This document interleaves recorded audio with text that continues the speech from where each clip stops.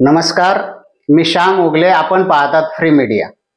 भारताचे 14वे पंतप्रधान डॉक्टर मनमोहन सिंह यांचे निधन झाले. 2 वेळा पंतप्रधान राहिलेले डॉक्टर मनमोहन सिंह हे तत्पूर्वी देशाचे अर्थमंत्री होते. त्याआधी ते रिझर्व्ह बँकेचे गव्हर्नर होते. काही काळ त्यांनी देशाच्या पंतप्रधानांचे आर्थिक सल्लागार म्हणूनही कामकाज पाहिलेलं आहे. याशिवाय युनोमध्येही ते सल्लागार म्हणून त्यांनी काम केलेलं आहे. आंतरराष्ट्रीय दर्जाचे अर्थतज्ञ असलेले डॉक्टर मनमोहन सिंग यांच्याविषयी किती वाद असले, किती प्रवाद असले तरी सामान्य माणसाला त्यांच्याविषयी श्रद्धा आहे. त्यांचे निधन झाल्यामुळे आणि त्यापूर्वी सामान्य माणसांना त्यांचं जीवन, त्यांचं चरित्र, त्यांची राजकीय कारकीर्द, त्यांनी भूषवलेली पदं याविषयी माहिती असतेच. आज आपण थोडं वेगळ्या विषयावर बोलणार आहोत. ते म्हणजे त्यांचं व्यक्तिगत जीवन नेमकं कसं होतं. एवढा मोठा जागतिक कीर्तीचा अर्थतज्ञ व्यक्तिगत जीवन कशा पद्धतीने जगत होता याविषयी त्यांचे काही काळ सुरक्षा रक्षक किंवा अंगरक्षक म्हणून काम केलेले नाशिक शहरातील मखमलाबाद या गावचे साहेबराव काकड यांनी आपल्याला ही माहिती दिली आहे.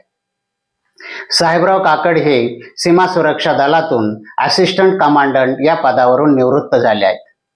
सीमा सुरक्षा दलात भरती झाल्यानंतर त्यांनी एसपीजी कमांडोंचं प्रशिक्षण घेतलं आणि त्यानंतर त्यांना देशाच्या पंतप्रधानांच्या सुरक्षा ताफ्यात सेवा करण्याची संधी मिळाली.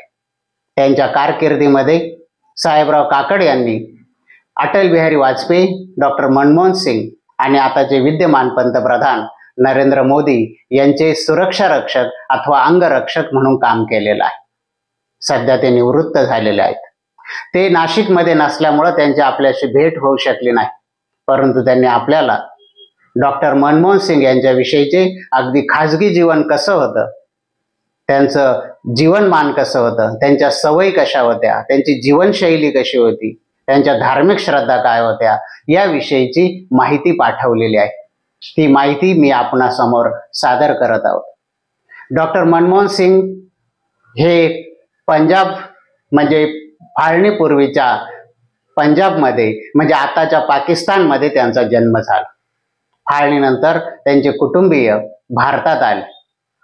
त्यामुळे त्यांचे प्राथमिक शिक्षण हे उर्दू भाषेमधून झालेलं होतं. पुढे ते इंग्रजी माध्यमातून शिकले.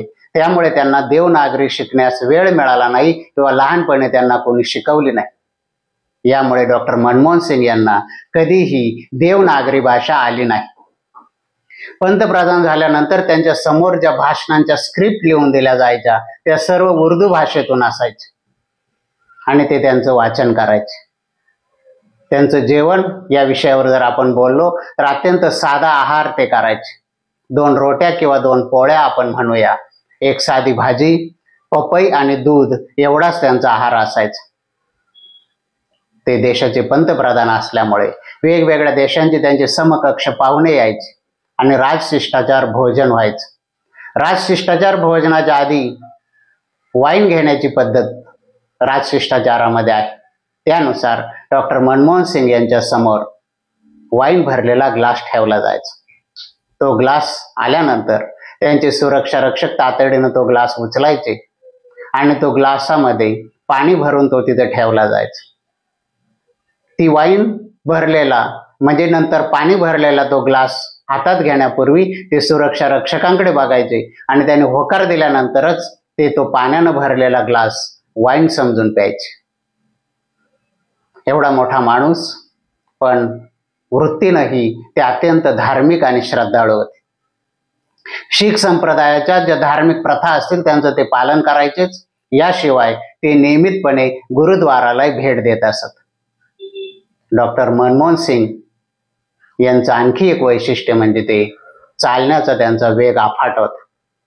त्यामुळे त्यांच्या मंत्रिमंडळातील सहकारी त्यांच्या पाठीमागे राहत असत. कधी कधी पती पत्नी दोघं चालत असले तर मनमोहन सिंग घाईघाई चालण्यातून इतके पुढे निघून जात असत की सुरक्षा रक्षकांना आठवण करू द्यावी लागायची. त्यानंतर ते थांबायचे आणि त्यांच्या पत्नी गुरुचरण कौर या पाठीमागून येईपर्यंत ते त्यांची वाट बघायचे. स्वभावाने अत्यंत मृदू, साधं जीवन जगलेले डॉक्टर मनमोहन सिंग यांच्याविषयी त्यांच्या टीकाकारांकडून ज्या वेगवेगळ्या टीका होत असतात त्यांच्या समर्थकांकडून त्यांचं गुणगान केलं जात असतं. कुठल्याही नेत्याच्या बाबतीत या दोन बाबी अपरिहार्य आहेत.